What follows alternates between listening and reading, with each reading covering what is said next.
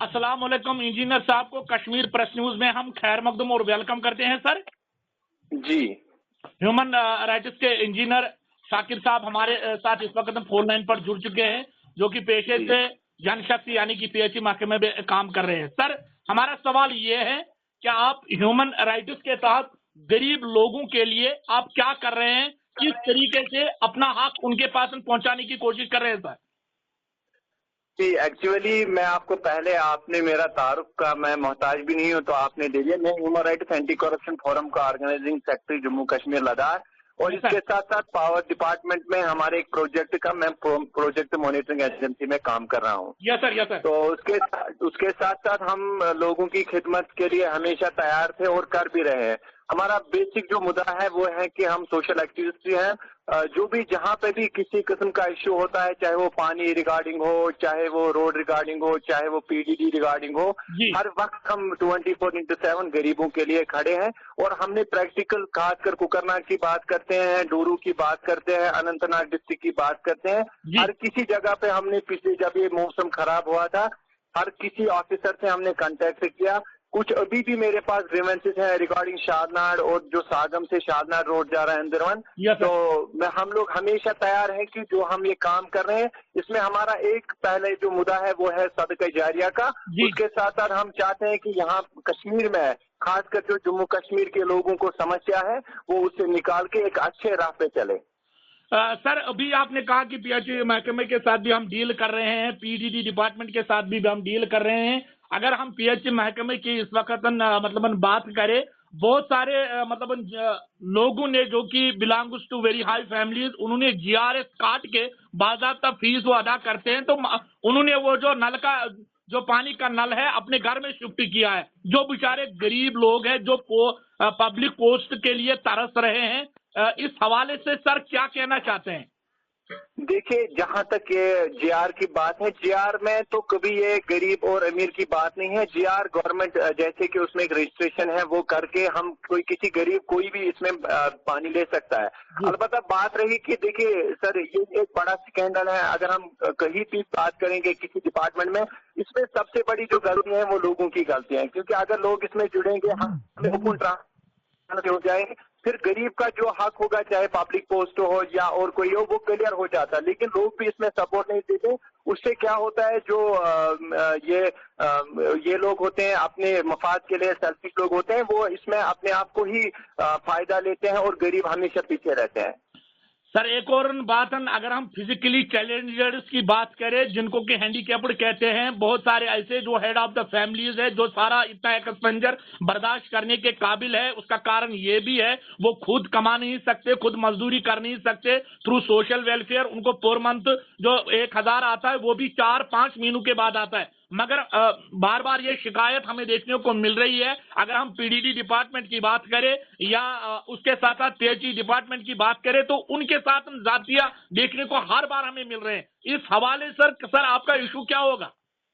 जी देखिए सर, जहां तक बात करते हैं चाहे हैंडीकैप्ड हो, इसमें गवर्नमेंट ने अच्छी स्कीम रखी है। लेकिन जो इम्प्लीमेंटेशन खासकर जम्मू कश्मीर की बात करें, उसमें हमारी एडमिनिस्ट्रेशन और उसके साथ देखिए हर किसी कौम में जहां पे भी आप देखोगे उसका हेड वैसे ही बनता है जैसे लोग होंगे। मैं कहता हूं सर आपको प्रेजेंटली कि हम लोग सब इसमें मुलवस हैं।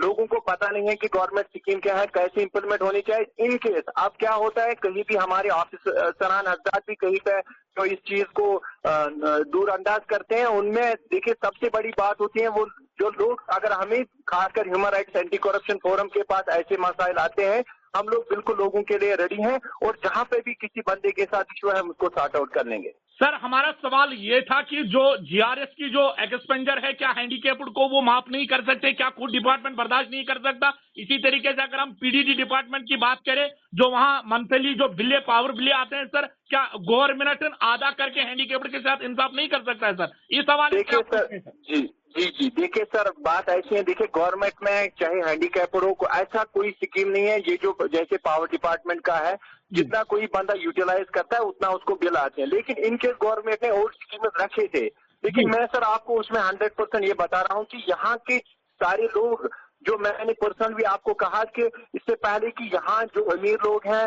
जिनको जो बातें ज्यादा करते हैं वो हम गरीबों का भी हक खाते हैं। जी, जी, तो जी। उसमें क्या है, अगर लोग सड़कों पे आएंगे, लोगों को ट्रांसपेरेंसी का पता चले और जो हमारी डिपार्टमेंट है उसको भी हम भरपूर मदद करें इसमें, उसको कि हम कैसे इस चीज को देख लेंगे कि गरीब भी हैं अमीर भी हैं। आप देखिए सर, जैसे कि एपीएल बीपीएल उसमें आप कैटेगरीज में देखिए, जी, मैंने जी। खुद देखा है जो बीपीएल कैटेगरी के लायक है उसको एपीएल रखा गया। उसमें सबसे जो बड़ी बात है जो यहाँ पे हम लोग जिन पे भरोसा करते हैं, चाहे वो एमएलए आज तक थे या और कोई, वो क्या कर रहे हैं, वो मुनाफाखोर अपने आप को बचा रहे हैं और गरीब का हक हम खा रहे हैं। उसमें सबसे अच्छी बात है, अगर गरीब हमें इस चीज में कॉपरेशन देंगे, हम इस चीज को किसी न किसी तरीके से सॉर्ट आउट ही कर लेंगे।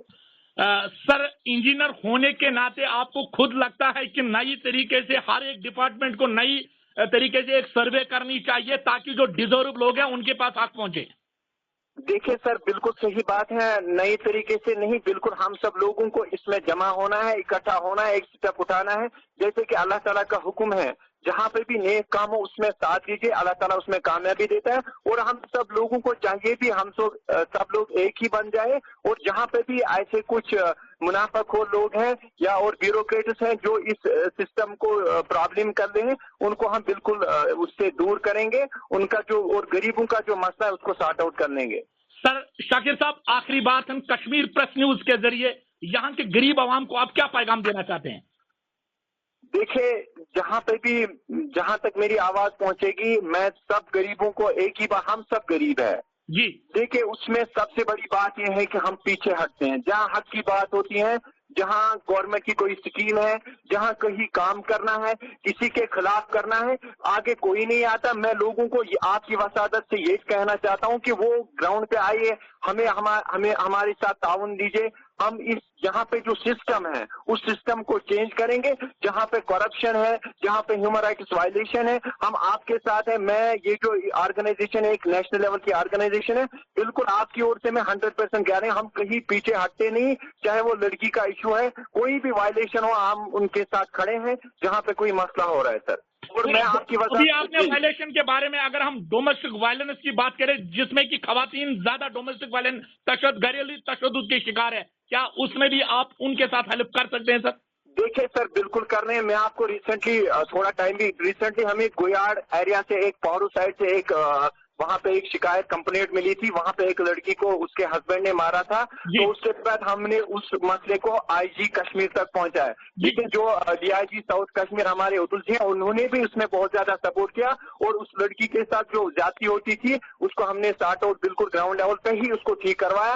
मैं चाहता हूँ कि जहाँ पे भी ऐसे कुछ वायलेंसेस हैं, चाहे वो डोमेस्टिक वायलेंस की बात करें या करप्शन की बात करें, बिल्कुल हम लोगों के लिए हमेशा खड़े हैं। बिल्कुल खाली ये नहीं कि हम खाली अपनी जुबान, अपने कलम, अपना पैसा, बल्कि हम लोगों के लिए खून देने के लिए तैयार हैं। और हम चाहते भी हैं, हमने एक यहाँ पे बहुत सारे कैंपस किए थे, ड्रग डिडिक्शन की बात करते हैं या और कुछ, हम ब्लड डोनेशन कैंपस भी करने वाले हैं। और उसमें सबसे बड़ी बात जो है कि आपकी वसादत से बिल्कुल ये कहना चाहूंगा, लोग हमें ताउन दीजिए और हमें बताइए कि कहाँ पे गलत हो रहा है, चाहे वो ह्यूमन राइट्स वायलेशन हो, चाहे वो करप्शन हो या और कोई ज्यादा, हम लोगों के लिए हमेशा खड़े हैं।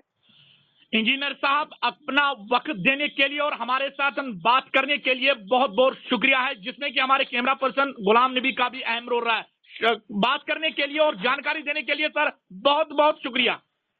शुक्रिया जनाब, शुक्रिया। अस्सलाम वालेकुम।